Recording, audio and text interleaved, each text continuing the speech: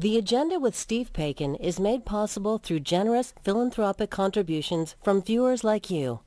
Thank you for supporting TVO's journalism. Tonight, we'll hear from a former Speaker of the Ontario Legislature and accidental politician, David Warner, about his new memoir. Up first, John Michael McGrath and yours truly look at another incredible week as Ontario stares down tariff threats from Donald Trump. OnPoli is next.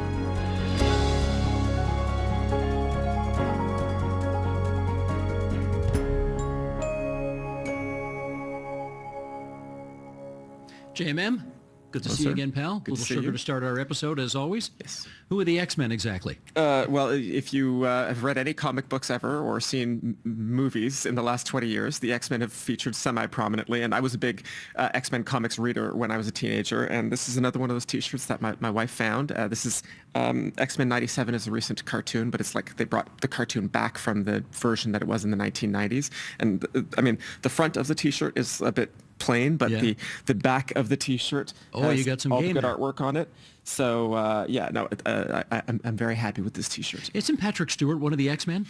Indeed, he played Professor X, and he has, I guess, retired from that role, but for many iterations in the franchise. But he was also Jean-Luc Picard on Star Trek. Yes, and so I can't keep up. someday there will be a Star Trek X-Men crossover, and he will have to like punch himself in the face or something. That's good. And yourself. Okay, so this shirt was given to me by a guy named Jaden Braves, who was on the agenda not too long ago. He's a young student activist, I think about 16 years old, and he had these shirts made up. And after all this crapola talk about Canada as the 51st state, Yeah. Jaden thought, well, wouldn't it be better if we just talked about America as the 11th province? Yes. So given that you may have heard something about some sticky relations between Canada and the United States right now. Indeed, I have, yes. This just feels like the right thing to be wearing these days. I made a joke on Blue Sky, a similar discussion about bringing some American states into confederation, and I said, well, we're going to have to chase down the living descendants of the founding fathers and specifically make them all swear loyalty to the king. I don't mind that idea either. I went to the Raptors game last night. Yeah. They played the Star Spangled Banner at the beginning of the game. And guess what happened? People did not follow the premier's advice not to boo. Correct. Lots of booing. Lots of booing. And I want, you know what, anybody who's from the state, believe it or not, we got people from the States who actually watch this or listen to this. And of course, almost all the Toronto Raptors are Americans. Got a few Canadians, but a lot of American athletes who come here. We're not booing you. Yeah. We're not booing Americans. We're not booing American athletes. We're booing Trump. I mean, that's the fact. We're booing Trump and his attempt to take us over. So just, I know the Premier has offered his admonition that we not boo the national anthem of the United States, but we're booing Donald. It's as simple as that. You said we are booing, and I'm going to put you on the record here, sir. You joined in the booing. You know, as it was happening, the first thing I did, of course, was get my iPhone out and record it so I could tweet it, because I thought, Ever a journalist. This is a phenomenon, and I want to capture this and put it out there. And then I think when they got to "in the land of the free," then I joined. I have to confess, I did join, because I think, like most 40 million Canadians, I'm not happy by what I'm seeing going on down there. Absolutely. Yeah. So, okay, let's talk about, today being Friday, got a new Prime Minister of the country today, sworn in. Mark Carney is the 24th Prime Minister of Canada. I am, call me old-fashioned here, but I am always impressed when I see moments of civility in politics because they seem to be so rare. Doug Ford, Ontario Premier, congratulated Mark Carney after the leadership convention last weekend on his convention win. And he also, in his press release, thanked Justin Trudeau for his almost 10 years as Prime Minister and his contributions to Canada. There is the obligatory line in the press release that says, while we didn't always agree on everything, which for whatever reason they feel they need to say, there was also just sort of the simple acknowledgement that, the guy had his hits, the guy had his misses, but, thank you for what you tried to do for the country. Yeah. I never thought that there was any harm in being civil to your political opponents.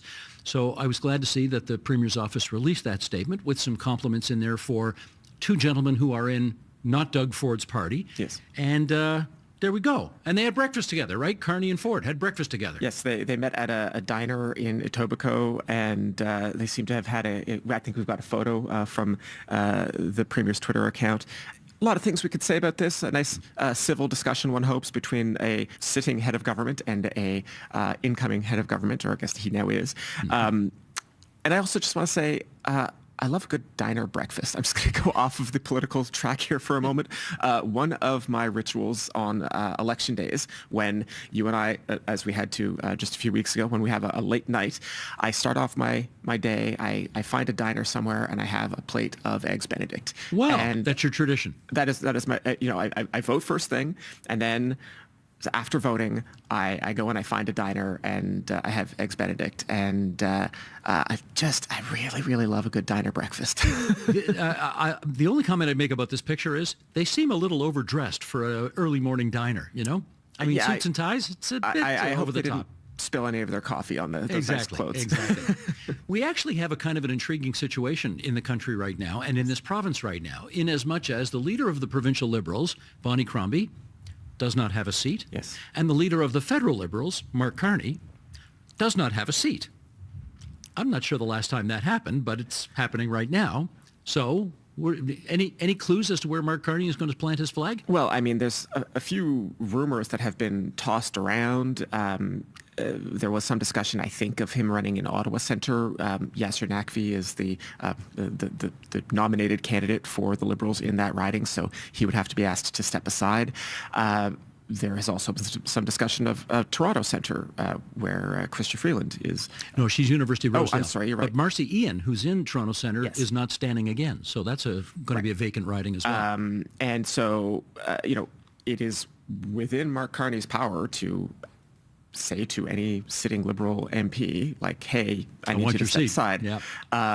But the other alternative is that they might all be stepping aside by the Prime Minister's advice to the Governor General, like he could call for a snap election. Well, there you go. What about Mississauga East Cooksville? You think he'll run there?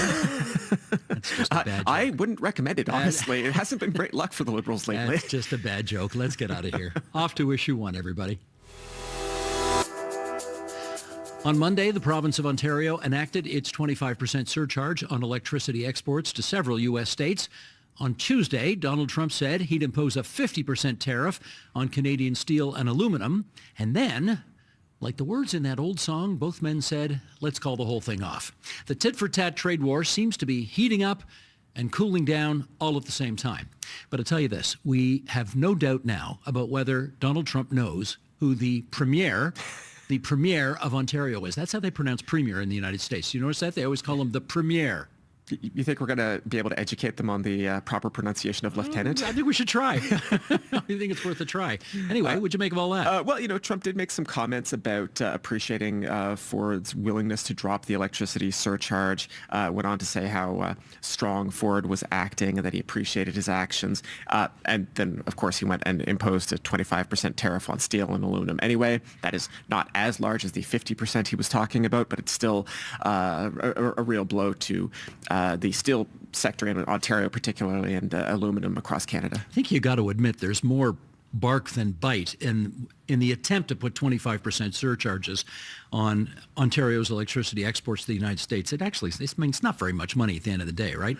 Right. The government said that they estimated it would collect $400,000 a day, which, like, if it had stayed in place for a year, that might have added up to a somewhat substantial sum, but as it was, I think it was in place for like a day, maybe less. And so it just did not add up to a ton of money for very large electricity consumers. Again, if it had stayed in place for a very long time, it might have added up to a substantial amount. But as I said last week, we just actually don't sell that much electricity to the Americans for this kind of thing to matter. That said, the premier stuck to his guns here a little bit, and he did initially go ahead with this, tried to force the president to back down on tariffs. That has not happened so far, but what it has done is clearly, I mean, we've already seen the evidence that the American administration knows who Doug Ford is, knows the demands that Ontario is making, and I think it's important to say knows that there's not a lot of daylight between the federal government and at least the largest provinces. Mm-hmm. Commerce Secretary Howard Lutnick has been on the phone with Doug Ford apparently multiple times. Probably helps that Doug Ford is all over American television these days. Almost every day. Yeah. It's really something. Sometimes multiple times a day, Yeah. right? We know actually on Thursday, Doug Ford was in Washington to have that meeting with the Commerce Secretary, accompanied by federal cabinet ministers as well. By the time this goes to air on TV, I do fear that facts will have changed yet again. So apologies to our viewers if we are behind the times on this one, but the situation is just so very fluid right now. Yeah, it seems to change by the minute. Yeah. Now, we know that Premier Ford has not only told the people who are in charge of procurement for the Ontario government, which works out to multiple billions of dollars worth of business every year, but also to Ontario's 444 municipalities, that they really should try to shop Canadian, buy Canadian, use your procurement power to avoid purchasing goods and services from the United States and try and keep it home. I noticed you went to a news conference this past week in which the Premier and his Energy Minister, I guess it was on Monday, were talking about this electricity surcharge that he was initially going to put on them. And I got to say, I liked your question about, well, is the Ontario government actually going to put its money where its mouth is as it relates to nuclear power? What'd you find out? Right. So there's two issues here. One is the small modular reactors that we are building at Darlington. The construction here is underway. They have cleared the land, and I believe later this year they're going to start pouring the concrete for these new reactors. But this is an American design. It is not part of the CANDU system of reactors that we have relied on traditionally in Ontario. And, a few years ago, people can go back. I wrote something for TVO about how this was a notable change, but it was not a bad idea. It didn't seem like a bad idea several years ago. But there are some real questions to ask right now about do we want to be dependent on American design? What's the company? It's GE Hitachi, I think? GE Hitachi is building, it's their design for the SMRs. And crucially, I think, it relies on enriched uranium fuel that we don't make in Canada. CANDU doesn't require enriched uranium, so we've never developed that capacity here.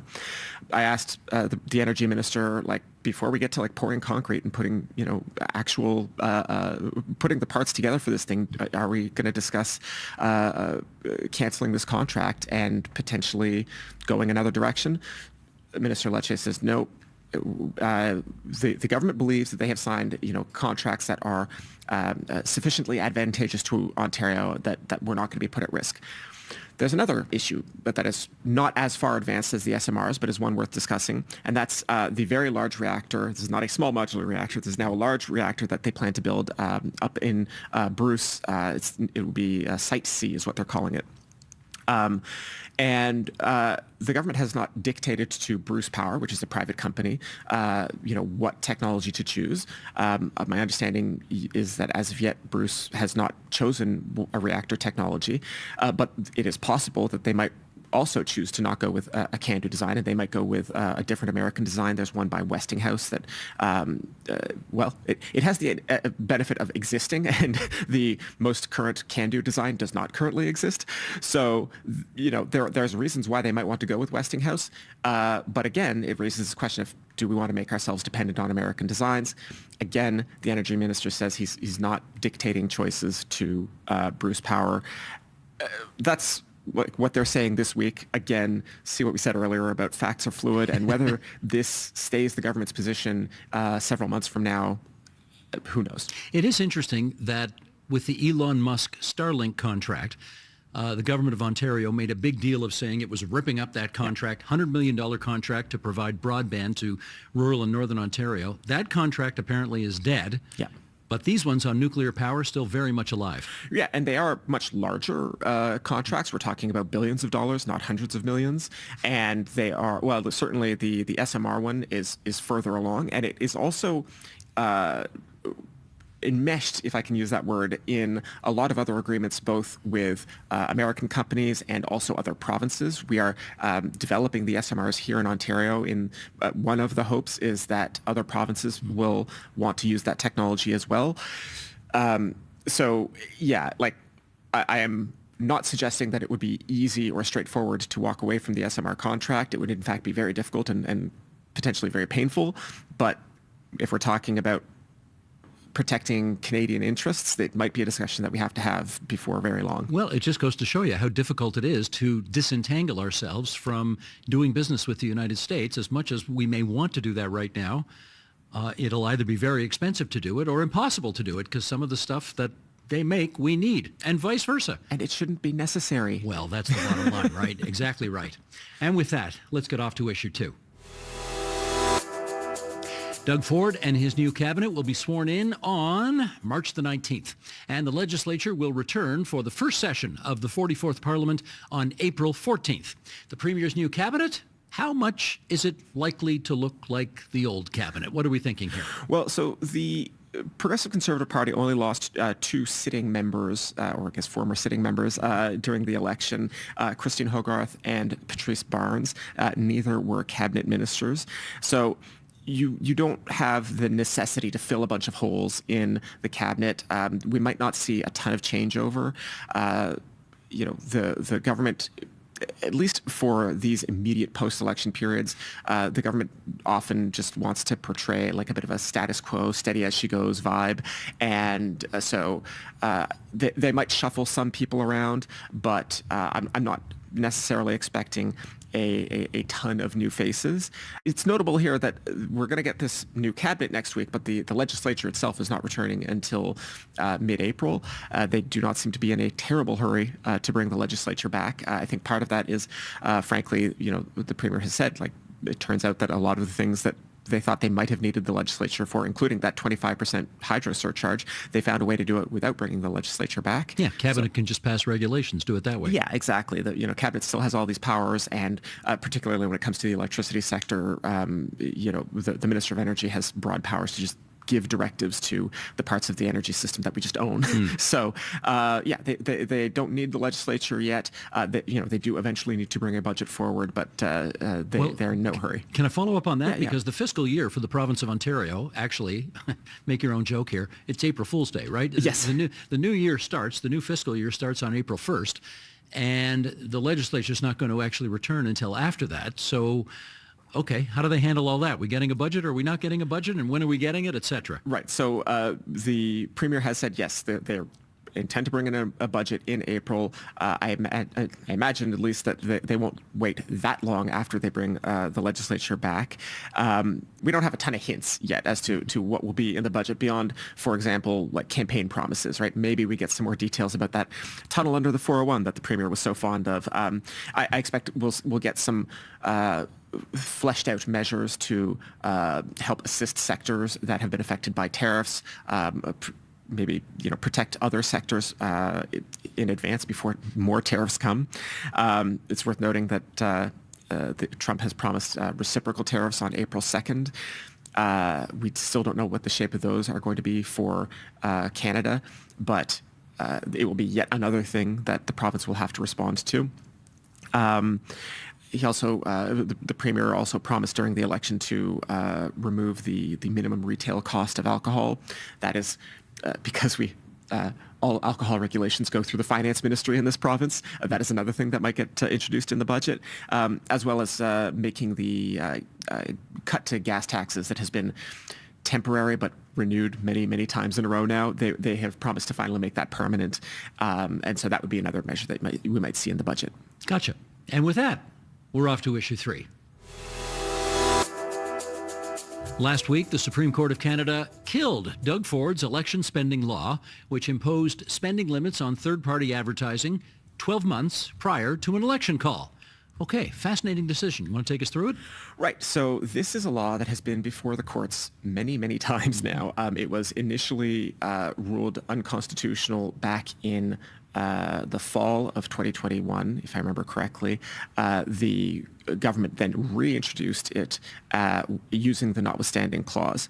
As you say, the law imposed spending limits on third parties, and in the law, when we say third party, we just mean anybody who is not a registered political party. So like political parties, and then the rest of the universe had a pretty tight spending cap. It was $600,000 for the year preceding the start of a provincial general election. The premier said at the time that this law was necessary to protect Ontario democracy from American-style super PACs. But in effect, the real reason was... Well, we'll get to that. Okay. Don't get ahead of us here. So, as I say, the court had initially struck down the law, saying that it violated the charter rights to free speech. Government reintroduces it, uses the notwithstanding clause, and it has made its way through the courts. And the Supreme Court of Canada ruled last Friday that the law was both so lopsided in its treatment of third parties and political parties, and it was so extensive that that full year before an election amounts to restricting a fundamental charter right for a quarter of the life of a legislature, right? So the Supreme Court ruled that the law was unconstitutional and could not be saved by any other provision of the Constitution. When we say the Supreme Court decided, though, I think it was a 5-4 vote. Yes. Pretty tight. Yes. And I mean, the dissenting opinions were very interesting. The majority said basically, no, law's unconstitutional. Then there was a pair of two justice dissenting opinions, one co-written by the Chief Justice, in fact, saying the Chief Justice and his joint dissent said basically, no, the law is constitutional. Yes, there's an infringement of some rights here, but it's savable. Basically, it's addressing a real purpose. And then the second dissent said, in fact, it was quite abrupt with the majority decision, saying like, no, this is you've got it all wrong. This law is constitutional, and in particular said because the legislature had invoked the notwithstanding clause that this was the court kind of overstepping its bounds. So. Now, of course, the irony of this decision is these were supposed to be restrictions put in place in time to affect the next election. Yes. But the next election we just had. Yes. Because, of course, Doug Ford called the election 16 months before he had to. So where does that leave everything? Well, so the law would not have been in effect for the last election anyway, and now it won't be in effect for the next election because it was struck down. In principle, the legislature could just decide to do nothing, and we would still have spending limits for third parties during that writ period, that 5-week election period. And those spending limits would bind both political parties and third parties. But if the government wants to bring in a new law, thanks to the number of times this issue has been before a judge, we actually have a good idea of like what a charter compliant law would look like. It would be, instead of a year, it would look more like maybe a 6-month time frame, and you would have to, at least going by the majority decision in the Supreme Court, you would have to have a bit more of an equal spending cap between political parties and third parties. It doesn't seem like it would necessarily have to be dollar for dollar equal, but something closer would probably pass judicial review. Can I circle back now to the real reason why this law was Yes, brought in the first place? That in. Okay, fire away, because So- the real reason was... Yes, the real reason that it was not American-style super PACs, right? This law, and everybody acknowledged from the beginning, this law was targeting groups like the Working Families Coalition. This was an alliance of public and private sector unions that had successfully run ads against the Conservative Party in multiple election cycles, to the very large benefit of the Ontario Liberal Party from at least 2003 to 2014. Everybody in Ontario politics acknowledged that the Liberals benefited enormously from those ads, and Which were attack ads on the Tories, basically. right, and it was money that the Liberal Party didn't have to spend, Right. And they, keep their hands a little bit clean.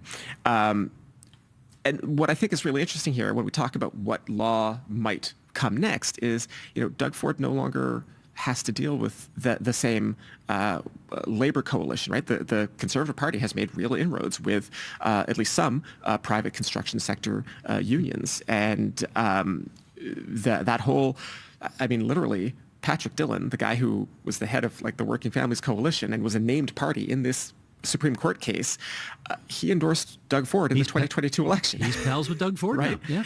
Yeah. Corey tonight calls him a great friend. Yeah. So, simply put, the politics of 2018, 2019, 2020, they are no longer the same politics that we have in 2025. So if the Tories do bring in a new spending law, it's not going to be to address the same political priorities that they once had. Now, for the constitutional nerds watching this, we have a decision from the Supreme Court, yes, which the government of Ontario doesn't like. Yes. Could the government of Ontario use the notwithstanding clause again to set aside this court decision? No, and I think this is a really key point. We're going to do a little bit of basic civics here before we close out this section, right? You can't use the notwithstanding clause on every part of the Charter of Rights and Freedoms. There are certain rights that are excluded from the notwithstanding clause, including the right to vote. And what was really important in this decision was the majority decision said this is not just an infringement of the right to free expression, which you can use the notwithstanding clause on. This is so dramatic a restriction that it infringes the right to vote itself, and that you cannot use the notwithstanding clause on. So the government cannot bring this exact same law back and try to use the notwithstanding clause. The Supreme Court, I think in that case, you'd have more than just a 5-4 majority from the Supreme Court saying, like, no, stop playing games. So the Supreme Court got the last word this time. This time they did, yes. Gotcha. And with that, let's get off to your column, my column. Okay, everyone, this is the time of our program where we bring you our regular feature, Your Column, My Column, in which JMM and I reminisce about what we wrote for TVO.org over the past week. What do you want to start us off with? I'm going to start with a question, Steve. Yes. What do electoral reform and corner store beer have in common? Electoral reform and corner store beer. Okay, electoral reform is never going to happen. Corner store beer took 40 years to happen, so at least that did happen. Right. Is that the right answer? Well, not quite. At least it's not the answer I was looking for. Okay, yeah. I would say these are two long-standing controversies in the province of Ontario, and where discussion has waxed and waned but never ended entirely. Okay. And Premier Ford acted on corner store beer and wine, and that meant he got to get the credit for it, and he got to shape the system that Ontario would eventually adopt because he was the one making the decision. And so my argument in the column this week is that he should do the same thing with electoral reform, that I think in large part because the very odd results that the Liberal Party got in the most recent election, where they got 30% of the vote and only, I did the math for this, but it's like 15% of the seats or something, right? A lot of Liberals, I think, are going to start talking about electoral reform much more seriously, frankly, than they ever have before, at least in my lifetime, right? They've never had this inefficient a vote result, if you want to call it that. So I think after the next time a Liberal government is formed, they're going to be serious about this, or they could very well be, and that presents Doug Ford with a choice. He could either let the next government implement its own version of electoral reform, or he could beat them to the punch. And then he would be making the choice on behalf of the PC party. He could ensure that whatever system is brought in to reform our first past the post system doesn't really adversely affect the interests of the PC party. It will still have to comply for the charter, so he can't just do whatever he wants. But he can both take the issue off the table from progressive parties and shape the outcome at least a little bit to his advantage. I don't think he's going to. I was just going to say, or he could do absolutely nothing, which is what every other party in the past has done, yes, because they all win on the current system. So yes, if you're winning with the current system, why would you change it? Well, and this is why I think, we are going to see more energy among the Liberals, because it's not like in every other previous election. Yeah, they might win or they might lose, but they've never had this disproportionate a result where they got a substantial vote share and got so few seats. The other thing, and I didn't mention this in the column, but I'm going to throw it up here, we almost certainly have to talk about seat reapportionment in this current legislature, right? If this legislature lasts the full 4 years, it'll be 2029 in the next election. The last time the apportionment change was for the 2018 election. So we'll be talking about a legislature that's now 10 years out of date, at least. Basically, you mean going to the federal boundaries? Well, presumably they would, if they follow past precedent or recent past precedent, they would adopt the federal boundaries for Southern Ontario and leave the northern boundaries basically unaffected. They could choose to do something different if they want, but they probably can't just not do anything. Right. And so since we'll be talking about seat reapportionment. And I think there's going to be some people who say, like, look, while you're doing this, let's at least talk about voting reform. Yeah, makes sense. And how about you, Steve? Okay, I wrote 2 columns the past week, and one of them was about the guy who came first in the federal Liberal leadership, and one of them was about the woman who came second in the federal Liberal leadership. So let's take these on. I went to Ottawa last weekend for the Mark Carney convention, and some of the echoes to a previous convention that I attended in Ottawa 41 years ago, I mean, those echoes were everywhere. What do they say? History doesn't repeat, but it rhymes. Okay, there was a lot of rhyming going on there. Can we bring this picture up? This was, that was me 41 years ago as a somewhat younger and longer-haired reporter covering the convention, which picked John Turner on the second ballot. And okay, here we go with the echoes. John Turner walked into that convention as the prohibitive favorite, and he won it easily. Mark Carney walked into this convention as the prohibitive favorite. He won it very easily. John Turner was a big star in the business world, who had been a previous Minister of Finance for Pierre Trudeau. Mark Carney had been a superstar in the business world, having been a central banker, and will now take over from Justin Trudeau as the leader of the party. The party was in terrible shape when John Turner took it over from Pierre Trudeau. The party has been in terrible shape as Mark Carney takes it over from Justin Trudeau, although in both cases, I note, the 2 new leaders really closed that gap between themselves and the Progressive Conservatives already. It was a big victory for Turner back then until the election was called, snap election, and then Turner led the Liberals to their worst showing ever.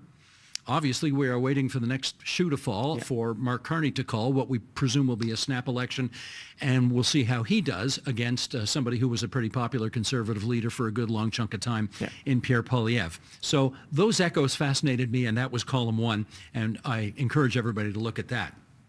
The second column I wrote was about the woman who came second, and that was Chrystia Freeland. She was the second most powerful politician in the country for 5 years as Deputy Prime Minister and Minister of Finance for Justin Trudeau. She had a hand in probably darn near every significant policy initiative that this government made, right? From a national child care program to a robust position on the war with Ukraine, to the renewed free trade negotiations the first time around.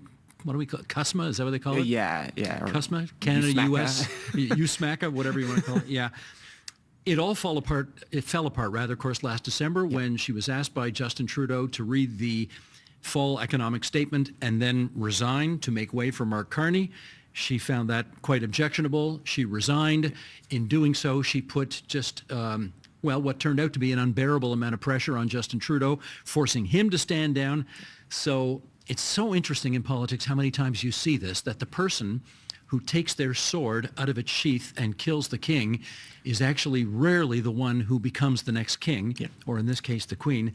And so the gist of my column is, will Chrystia Freeland come back and serve in a Mark Carney government, or is this really the end of the road for her political career, and what options are there? And I suggest some in the piece. So there's that. Can I throw in one thing very quickly here? Please. To say, I think over the last year, you and I have referred to federal polling and the likelihood of Pierre Poilievre being the next prime minister. And I think we're always relatively careful to say if the current polling continues. Right. And we're very careful about that because the current polling did not continue. Right. If you look at just today and in the last few days, right, the Liberals and the Tories are back to like neck and neck in some polls. Statistical tie. And so that 20-point gap that the Conservatives enjoyed for a long time has disappeared. Yeah, but it could come back during a campaign. It absolutely could. We say campaigns matter. We say a week is a long time in politics. All of these things are cliches, but they're also true. Right. And that is the OnPoli podcast for this Friday, March 14th, 2025. You can follow our show on Apple Podcasts so you get notified each time a new episode is available. And you can see the video version of the podcast on the TVO Today YouTube channel. Special thanks, as always, to our wonderful studio crew for making the video part of this podcast happen. And until next Friday, everybody, bye-bye. Bye-bye.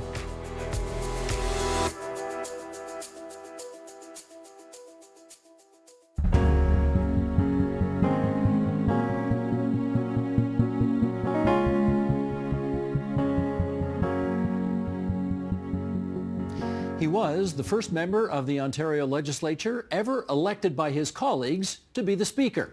When he ran for office, he lost and lost again, then won again, then lost, then won, then lost, then won, then lost, and left politics. Talk about a roller coaster ride. Well, in fact, David Warner does talk about it and more in his new memoir. It's called Against the Odds, The Life and Times of an Accidental Politician. And we're pleased to welcome that accidental politician, David Warner, to our studio. Great to see you again. It's good to be here. Let's go through the bit of the story of your life here, because I want to start by having you tell us about a grade 10 student who organized a boycott of the school cafeteria when they raised the price of French fries by a nickel. Who was that guy? Well, that was me. I led the French fry rebellion. And did you actually manage to get all the students to boycott the cafeteria? Yeah. You did? Yeah, I did. They complied. I said the next day, no one buy anything, and they did. And guess what? The following day, the price went back down, and they were back. The fries were back on the plate instead of in a cone.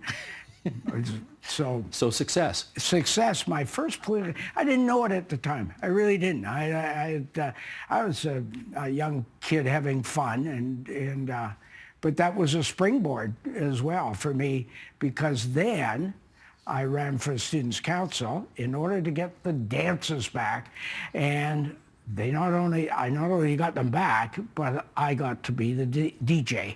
I was DJ for 3 years. So you got a bit of a political bug from an early age then? Yes, yeah. Huh. Okay, your formal political involvement started in the mid-1960s. What drew you in at that point? Well, that's interesting. From campus politics at Carleton, and Carleton was always a hotbed for issues, you know. I guess being in the nation's capital, and there were always protests about one thing or another. Certainly, protests about wars and so on. And I took an interest in it. Never signed up and never joined a party, but when we're married and we moved to the west end of Toronto, and there was a by-election on, and I thought, I think I might like to help, and I wandered into a headquarters, an NDP headquarters. Well, that was going to be my next question. How did you know you were a New Democrat versus a Liberal versus a Tory versus whatever? Really good question. My feeling was that the New Democrats, more than the others, were interested in social issues, and were fighters for that. And I guess it was the fighter in me that these are important issues, and they affect ordinary people. And then, of course, people like Tommy Douglas had an impact on me, and as did David Lewis. And Tommy, in particular, an incredible, gifted orator, and that certainly helped. You were a teacher. You decided to run for the 2 federal elections in the early 1970s. You lost them both. Then you run in 75 in Scarborough for Queen's Park, and you win. And I want to know what it was like walking up the front steps of that building, which I think is the most beautiful building in the province, absolutely, for the first time. It was awesome. It really was. It was breathtaking. And this is absolute 100% truth. I wasn't in that building more than an hour or two, and I just fell in love with the building. The architecture, the atmosphere, the art, the beautiful art. It was just, so when I lost in 81, one of the things that drew me back was the building itself. I want to be back there. And the chamber. You know, there was an atmosphere in the chamber, and I loved debates, and that was, so during the first few years when I was there, anytime there was, say, Bill Davis was going to make a speech, or Darcy McHugh, Stephen Lewis, James Bobrick, I wanted to be in the chamber to hear them. The debates were exciting, so it was all part of that atmosphere. I loved it, and I wanted to be back there. You got yourself a bit of a reputation for being a scrapper, and I want to ask you about an incident where The Progressive Conservative government's Minister of Colleges and Universities at the time was a guy named Harry Parrott, Yes. who apparently marched right across the floor of the legislature, stood in front of you, and invited you to step outside and have a fight about something. What was that all about? Yeah, he actually went around behind the speaker's chair. I was not sitting in my regular seat. I was over in the Liberal section chatting with somebody, but in the back row, he came around. He looked up at me. Now, Harry, I have to appreciate he's 6 foot something, and you're I'm not. this little guy, and he's motioning for me to come outside. I'm looking at the speaker, thinking he can protect me. I am not leaving this chamber. Well, what did you say to tick him off so much? I don't know. I really don't know. But I got under his skin. And I felt bad later, I felt badly about it because Dr. Harry Parrott was a really decent man who was 100% trying to make the colleges and universities the best that they could be. He was dedicated to his job and just a terrific guy. And I felt badly that I did what I did. Bad enough to whatever mention it in the was. book, yeah. One of the things I noticed in the book is that when you think someone is a good politician, you always say the same thing about them. You say, they were good listeners.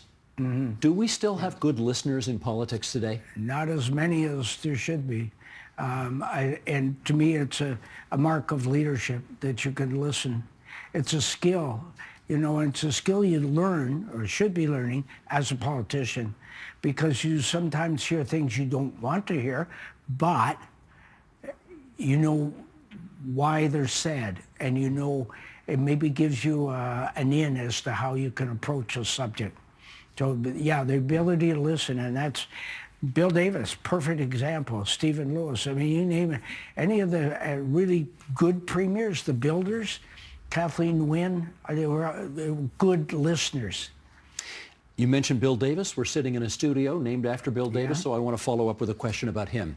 From 1977, in which his government came back with a minority, until 1981, that 4-year period was all minority government, and you describe it in the book as among the most democratic and collegial times in Ontario political history. Yep. Why did that work so well in your view? We trusted each other. I was chief whip then for the New Democrats, and the 3 whips and the 3 House leaders met. We met once a week, discussed the business of the following week, and we shook hands. Not once in 4 years did anybody go back on their word. There was a level of trust. Part of how that happened, we would dine together. We would sit and have a beer and watch a hockey game together. So you got to know each other. We got to know each other, and we trusted each other. And that level of trust has been broken very badly. And not, I will add, not just one party. I mean, I think you can spread the blame around pretty equally. And it's so destructive, and it does not accomplish a single thing. And it's just so foolish to not trust each other. And you'll get things done if you trust one another and work with each other, and that's not happening. You won twice in a row, but then in 1981 you lost your first election. And here's what you wrote in the book. Sheldon, you want to bring this up? You write, I went into the basement where I could vent my frustration by pounding on a wall, trooping over to where my progressive conservative opponent, Alan Robinson, and his supporters were gathered to concede the election and congratulate Alan on his victory was tough. It was, however, the right thing to do. Civility should always be the bedrock of democracy. How much of that kind of thing still goes on today?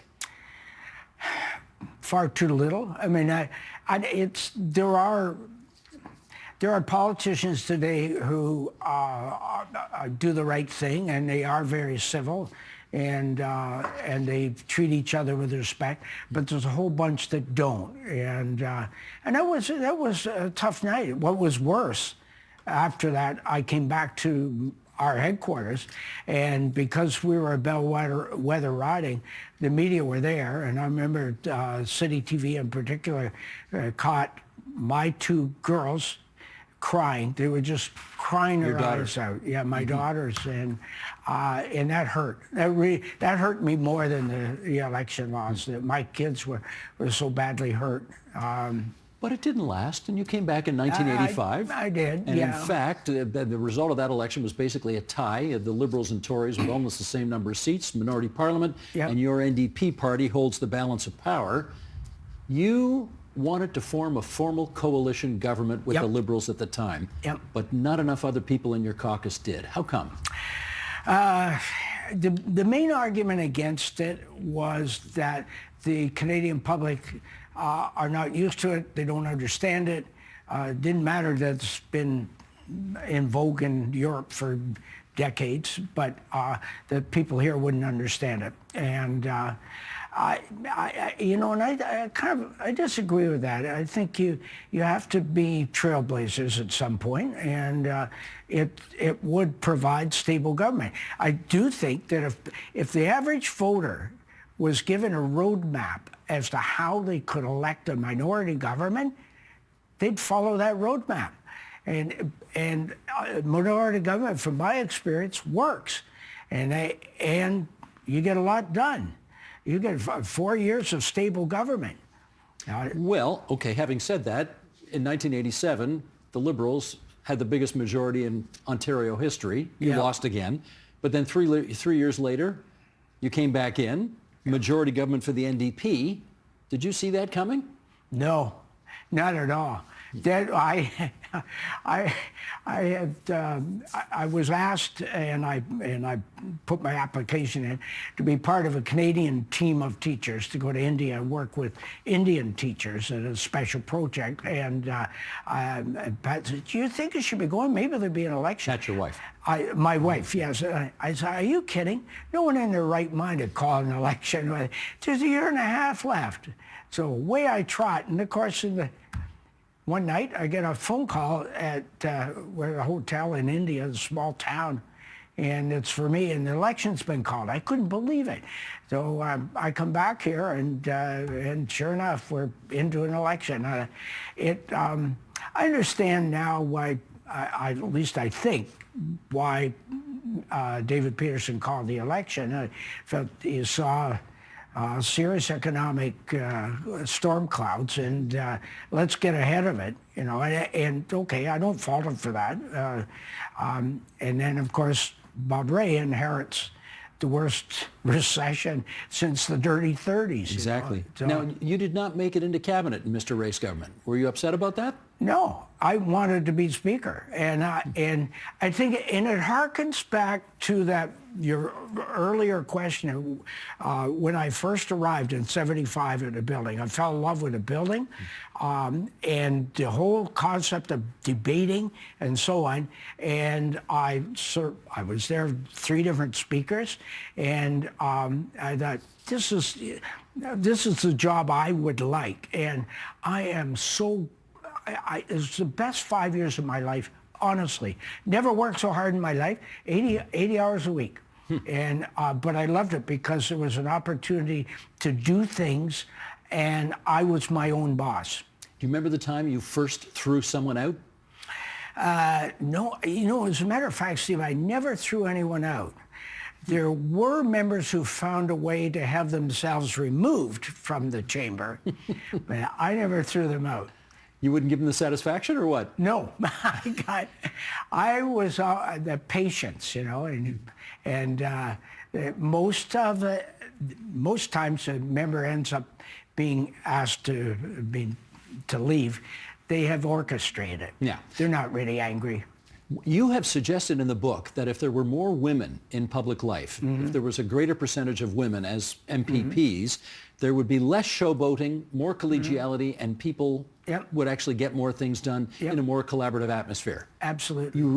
Do you really think that's... Yeah, absolutely. Do you see evidence of that happening? I saw it all the time when I was speaker. I mean, that was the largest, I'm pretty sure I'm accurate about it, the largest number of women ever elected was in 1990. And it was still less than 40%, but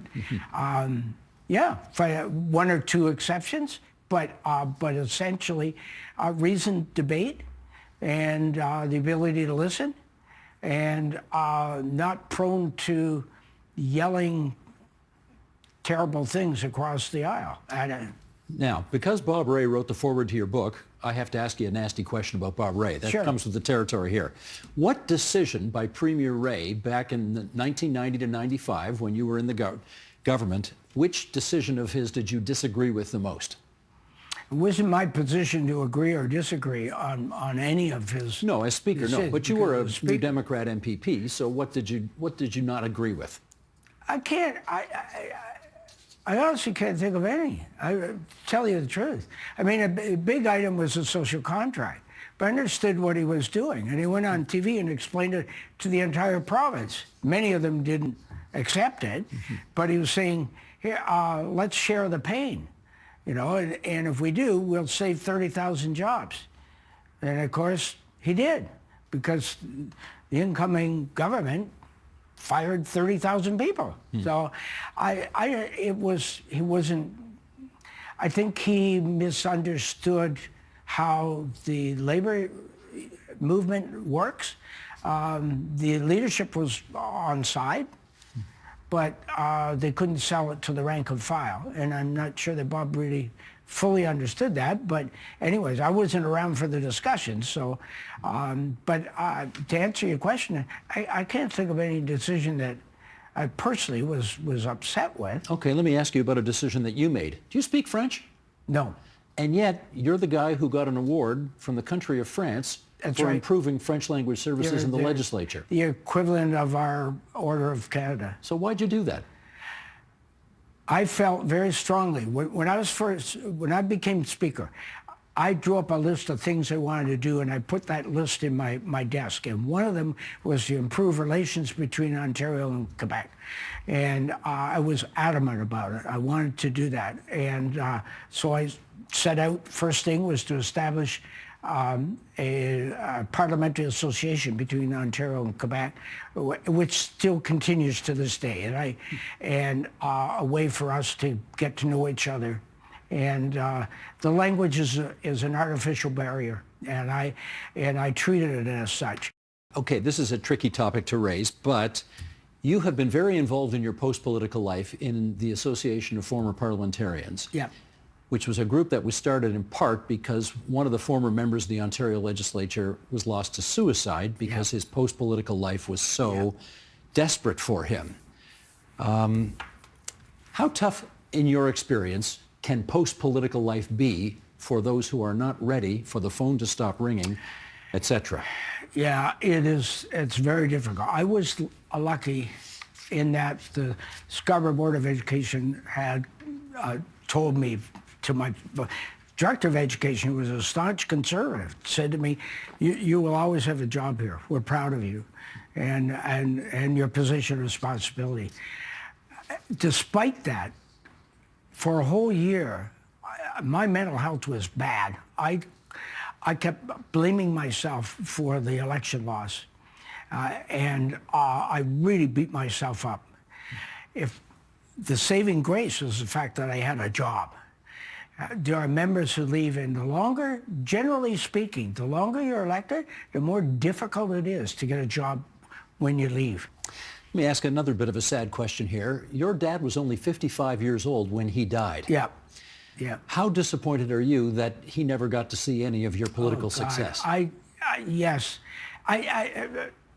Yes to that question, but I think even deeper than that was that I learned a lot of lessons from my dad that I later in my political life made a difference. And I was too young to really fully appreciate what my dad did for me and to thank him for those life lessons that he taught me.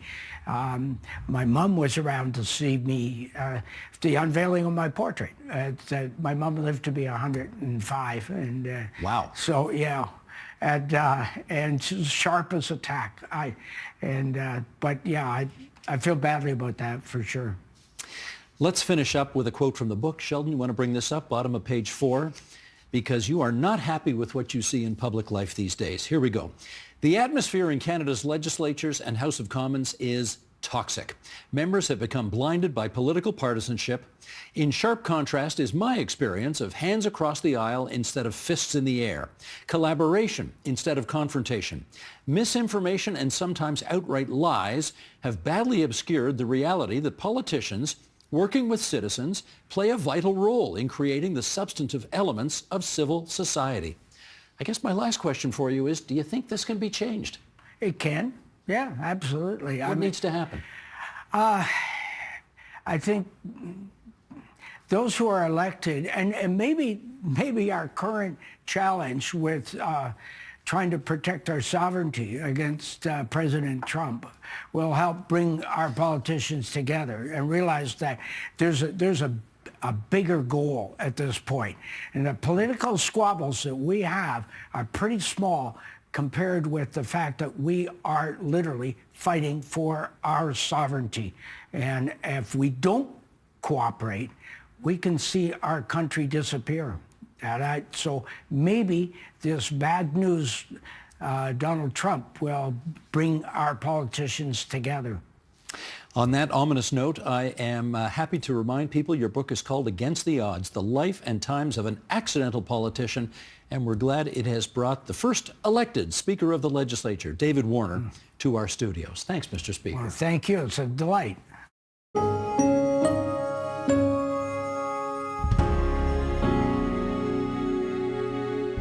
And that is the agenda for Friday, March 14th, 2025. Monday on the program, we'll meet a trailblazer for ethnic minorities in Canadian politics. Hope you'll join us for that. I'm Steve Paikin. Thanks for watching TVO, for joining us online at tvo.org. Have a great weekend, everybody. We'll see you back here on Monday. We are where you are. TVO's current affairs journalism is available across platforms across Ontario, on Roku, Amazon Fire, Apple TV, and more. Catch The Agenda, The Thread, OnPoli, and other podcasts, docs, and video series on the device of your choice when you choose.